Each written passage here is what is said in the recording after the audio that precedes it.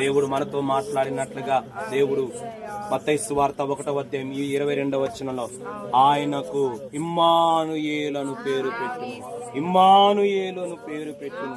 ఇమ్మానుయేలు అనగా దేవుడు మనకు తోడై. ఆ మాట ఏమర్థం ఇస్తుందంటే దేవుడు మనతో ఉన్నాడనేది ఒక ధైర్యము, ఒక భరోసా, ఒక ధైర్యాన్ని ఇచ్చే మాట. ఇమ్మానుయేలు అనేది ఒక భరోసా ఇచ్చే మాట. ఏమిటా ధైర్యము, ఏమిటా భరోసా? మొదటిగా మనం చూసినట్లయితే ఆయన మాట ఇస్తే తప్పక నెరవేరుస్తాడనే ధైర్యం. అందుకన్నాడు ప్రవక్త చెప్పిన మాట నెరవేరునట్టు ఇదంతయు జరిగెను. ఆయనకి ఇమ్మానుయేలు పేరు. ఇమ్మానుయేలు పేరు ఎందుకు పెట్టారో తెలుసా?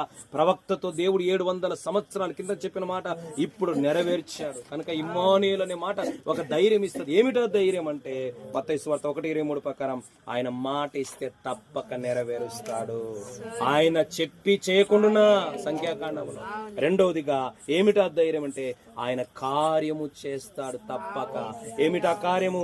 ఆశ్చర్యపోయే కార్యం, అందరికి భయము కలిగించే కార్యము, అందరి చెవులు గింగురమనే కార్యం నీ జీవితంలో చేస్తారు.